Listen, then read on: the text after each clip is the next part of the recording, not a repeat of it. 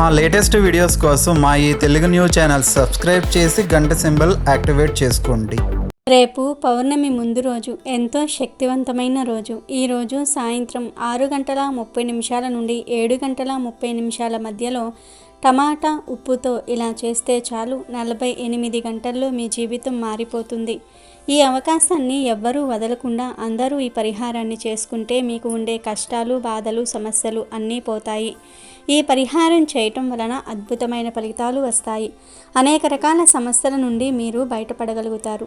టమాటా గల్లులుప్పు అందరి ఇళ్లలో ఉంటాయి. టమాటాకు ఎంత శక్తి ఉందో ఎవరికీ తెలియదు. టమాటాను కేవలం ఒక కూరగాయలాగే చూస్తారు. కానీ టమాటాతో అద్భుతాలు చేయవచ్చు. మీ కష్టాలను తొలగించుకోవచ్చు. మీ జీవితాన్ని అద్భుతంగా మార్చుకోవచ్చు. ఎందుకంటే టమాటాకు నెగిటివ్ ఎనర్జీని, చెడును లాగేసుకునే శక్తి ఉంటుంది. టమాటా గురించి రహస్య పరిహార శాస్త్రంలో ఉంది. టమాటాలతో ఎటువంటి పరిహారాలు చేసినా 100కు 100% ఫలితాలు వస్తాయి. కష్టాలు పోతాయి, జీవితాలు మారిపోతాయి. చాలామంది ప్రతిరోజు వంటల్లో టమాటాలు వాడుతారు.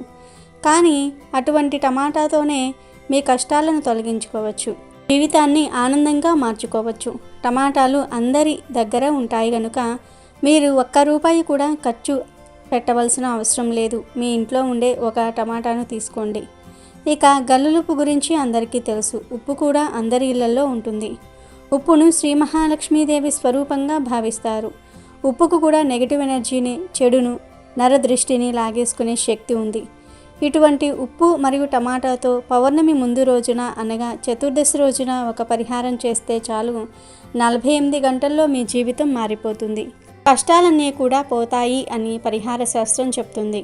మరి పౌర్ణమి ముందు రోజు ఉప్పు టమాటాతో ఏం చేయాలి అనే విషయాన్ని ఇప్పుడు మనం ఈ వీడియోలో వివరంగా తెలుసుకుందాం. అంతకన్నా ముందు గంగాదేవి విష్ణుమూర్తి పాదాల నుండి ఎలా పుట్టిందో తెలిపే పురాణ కథను విందాం. ఈ సృష్టిలో ప్రతి ప్రాణికి తల్లిదండ్రులు ఉంటారు. వారు దైవాలైనా సరే, దానవులైనా సరే, మరే జాతి అయినా సరే తల్లిదండ్రులు లేకుండా జన్మించటం జరగదు. కానీ గంగాదేవికి మాత్రం జన్మనిచ్చిన తండ్రే గాని తల్లి మన పురాణాల్లో కనిపించదు. గంగా విష్ణు పాదాల నుంచి ఉద్భవించిందని పురాణ కథనం. ఆ కథ ఏమిటి అంటే, ఒకసారి నారద మహర్షి నారాయణ సంకీర్తనం చేస్తూ హిమాలయాల మీదుగా ప్రయాణం చేస్తూ వస్తూ ఉన్నాడు. అప్పుడు అతనికి ఎందరో స్త్రీలు, పిల్లలు ముక్త కంఠంతో రోదనలు చేస్తున్న ధ్వనులు వినిపించాయి. నారదుడు ఆశ్చర్యపోయి ఆ దిశగా వెళ్ళి చూశాడు. అక్కడ ఎందరో స్త్రీలు, పిల్లలు ఏదో ఒక అవయవ లోపంతో ఏడుస్తూ కనిపించారు. మీకీ అవయవ లోపాలేమిటి? మీ రోదనలకు కారణం ఏమిటి అని వారిని ప్రశ్నించాడు నారదుడు. అప్పుడు వారు కన్నీరు తుడుచుకుని, నారద, మేము రాగాది దేవతనం, తోడి, కళ్యాణి, శంకరాభరణం ఇత్యాది రాగాల పేర్లే మా పేర్లు. వీరంతా మా పిల్లలు. హన, హిందోళం, వసంత ఇత్యాది జన్య రాగాల పేర్లే వీరి పేర్లు. భూలోకంలోని మానవులు సంగీత సాధన చేస్తున్నప్పుడు రాగ సంకరం జరిగిన, అపస్వరం దొర్లిన మాకిలా అవయవ లోపాలు ఏర్పడతాయి అని చెప్పారు. అప్పుడు నారదుడు, మీకే అవయవ లోపం పోయే మార్గం లేదా అని వారిని తిరిగి ప్రశ్నించాడు. అప్పుడు వారు, ఉంది. ఎవరైనా సంగీత శిఖామణి తన దివ్య గానంతో మా రాగాలను సుస్వరయుక్తంగా ఆలపిస్తే మాకి అవయవ లోపం పోతుంది అని వారు బదిలిచ్చారు. ఈ సృష్టిలో నాకన్నా గొప్ప సంగీత శిఖామణి ఎవరున్నారు? నేను మీ అవయవ లోపాన్ని సరిచేస్తాను అన్నాడు నారదుడు. ప్రయత్నించి చూడు అని వారు బదులిచ్చారు. నారదుడు తన మహతిని శృతిబద్ధం చేసి 72 మేళకర్త రాగాలను, వాటి జన్య రాగాలను ఆలపించాడు. కానీ ఎవరికీ అవయవ లోపం సరికాలేదు. అది చూసి ఆశ్చర్యపోయాడు నారదుడు. అప్పుడు వారు, నారద, మా అవయవ లోపాన్ని సరిచేసే సంగీత ప్రభ నీకే కాదు, సకల కళామ్మ తల్లి అయిన ఆ సరస్వతీదేవికే లేదు అన్నారు. నారదుడు మరింత ఆశ్చర్యపోతూ, మరి మీ అవయవ లోపం సరిచేసే మార్గమే లేదా అని అడిగాడు.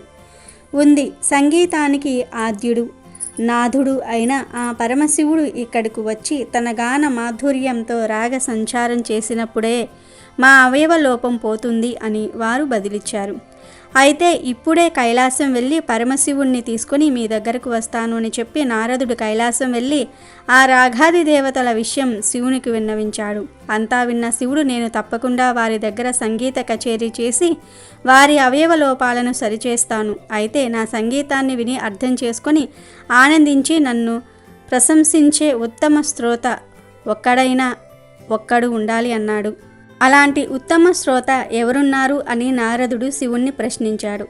అప్పుడు శివుడు, నాథ, లోలుడైన ఆ శ్రీహరే నా సంగీతాన్ని అర్థం చేసుకోగల ఉత్తమ శ్రోత అని బదులిచ్చాడు. వెంటనే నారదుడు వైకుంఠం వెళ్ళి సంగతంతా చెప్పి పరమశివుడి సంగీత కచేరీ వినడానికి శ్రీహరిని ఒప్పించాడు.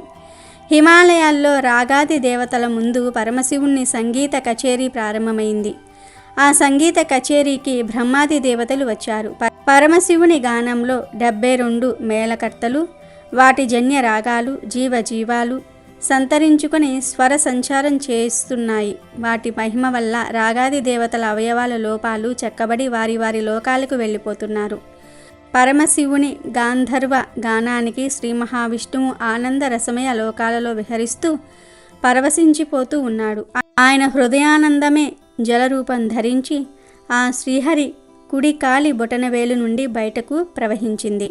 అది గమనించిన బ్రహ్మదేవుడు తిరిగి అలాంటి అవయవం లభించిందని ఆ పవిత్ర జలాన్ని తన సువర్ణ కలశంలో భద్రపరిచాడు. అలా విష్ణు పాదోద్భవంగా గంగ జన్మించింది. శ్రీ మహావిష్ణువు వామనావతారం ధరించి త్రివిక్రముడై ఒక పాదంతో భూమిని, మరొక పాదంతో ఊర్ధ్వ లోకాలను కొలిచే సమయంలో ఆ విష్ణు పాదాన్ని తన కమండలంలో భద్రపరిచిన గంగాజలంతో అభిషేకించాడు చిత్రముఖుడు.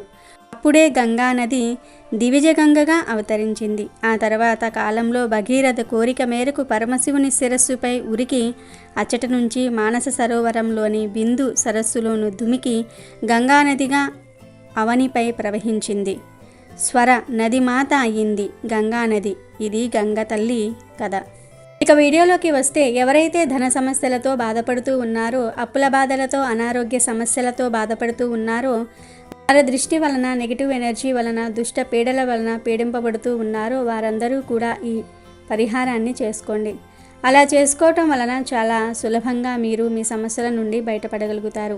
48 గంటల్లో ఫలితాలను పొందగలుగుతారు. పౌర్ణమి రోజు మరియు పౌర్ణమి ముందు రోజున తెల్లటి రంగులో ఉండే దుస్తులు ధరిస్తే మంచిది. ఈ పరిహారాన్ని కూడా తెల్లటి దుస్తులు ధరించి చేస్తే అద్భుత ఫలితాలను పొందుతారు.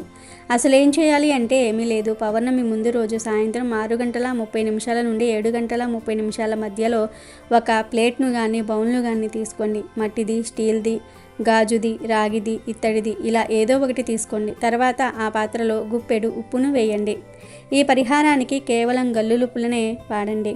అలా ఉప్పు వేసిన తర్వాత ఒక మంచి టమాటోను తీసుకోండి. అంటే కుళ్ళిపోయినది, బాగా మెత్తగా అయిపోయినది కాకుండా ఫ్రెష్గా ఉండే టమాటాను తీసుకోండి. తీసుకొని ఆ టమాటాను నిలువుగా 2 ముక్కలుగా కట్ చేయండి. తర్వాత ఈ టమాటాను ఉప్పు మీద పెట్టండి. అలాగే 3 తులసి ఆకులను కానీ 3 పుదీనా ఆకులను కానీ ఆ ప్లేట్లో వేయండి. తర్వాత ఈ ప్లేట్ను తీసుకుని వెళ్ళి మీ ఇంట్లో అందరికీ కనబడేలాగా పెట్టండి. అంటే హాల్లో కానీ, టేబుల్ మీద కానీ, టీవీ దగ్గర కానీ ఇలా ఏదో ఒక చోట పెట్టండి. అందరికీ కనబడే చోట పెట్టండి. అలా పెట్టిన పాత్రను 48 గంటల పాటు అక్కడే ఉంచండి. అప్పుడు ఆ ఉప్పు టమాటా మీ ఇంట్లోని నెగిటివ్ ఎనర్జీని, కష్టాలను, సమస్యలను లాగేసుకుంటుంది. 48 గంటల తర్వాత ఈ ఉప్పును, టమాటాను, ఆకులను తీసి ఒక కవర్లో వేసి దూరంగా తీసుకుని వెళ్ళి ఎవరూ తిరగని చోట పడవేయండి. ఇలా ఈ పరిహారం చేసిన వెంటనే మీకు తప్పకుండా ఫలితం వస్తుంది. ఆ ఫలితాన్ని చూసి మీరే ఆశ్చర్యపోతారు. ప్రతి నెలలో పౌర్ణమి ముందు రోజున ఈ పరిహారం చేసుకుంటే మీ జీవితంలో అన్ని శుభాలే వింటారు. మీ కష్టాలు, బాధలు, ధన సమస్యలు అన్నీ పోతాయి. ధనలాభం కలుగుతుంది.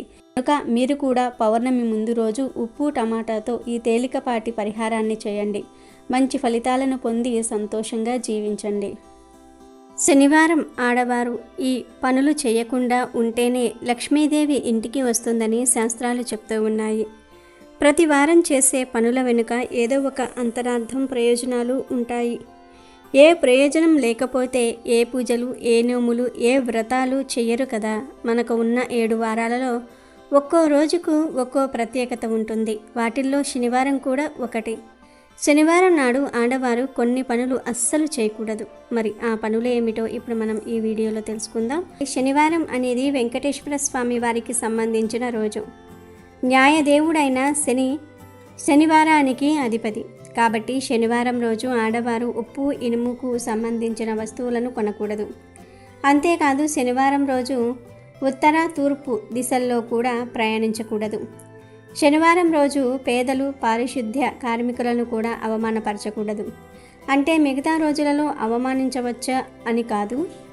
కష్టజీవుల్లో శని కొలువై ఉంటాడు. కష్టపడి పనిచేసే వారిని ఎప్పుడూ కూడా బాధ పెట్టినా, ఇబ్బంది పెట్టినా శనిదేవుడు మిమ్మల్ని వదిలిపెట్టడు. అలాగే శనిదేవునికి మాతృభక్తి ఎక్కువ కాబట్టి శనివారం రోజు ఎవరైతే తల్లిదండ్రులను బాధ పెడతారో వారిని శని పట్టి పీడిస్తాడు. శనివారం రోజు తల్లిదండ్రులను సేవించే వారిని శని అనుగ్రహిస్తాడు. శనివారం ఒక్కరోజనే కాదు, ఎప్పుడూ కూడా తల్లిదండ్రులను గౌరవించే వారిని శని అనుగ్రహిస్తాడు.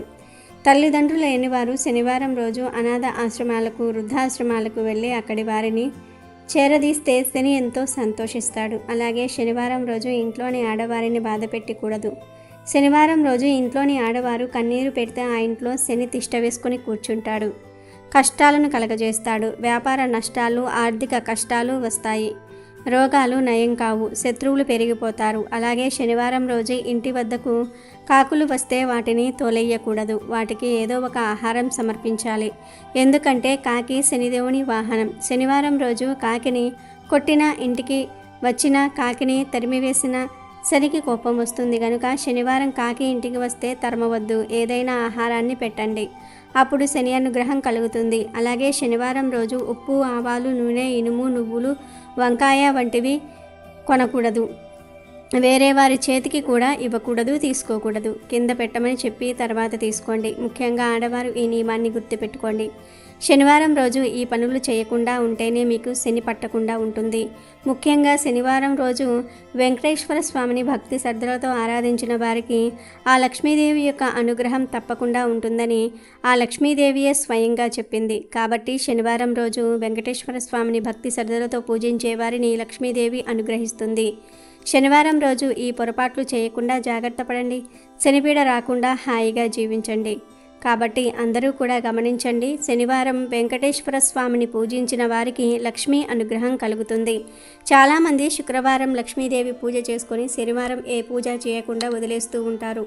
అలా కాకుండా శుక్రవారం అమ్మవారిని పూజించినా సరే శనివారం ఖచ్చితంగా వెంకటేశ్వర స్వామిని పూజించిన వారినే లక్ష్మీదేవి అనుగ్రహిస్తుందని పండితులు చెప్తూ ఉన్నారు. కాబట్టి ఖచ్చితంగా మీరు శనివారం వెంకటేశ్వర స్వామిని పూజించండి భక్తి శ్రద్ధలతో. అప్పుడు లక్ష్మీనారాయణుల అనుగ్రహం తప్పకుండా కలుగుతుంది. అమెజాన్లో బెస్ట్ డిస్కౌంట్స్ కోసం వీడియో డిస్క్రిప్షన్లో లింకు ఉంది, చూడండి. అలాగే మా టెలిగ్రామ్ ఛానల్ సబ్స్క్రైబ్ చేసుకోండి.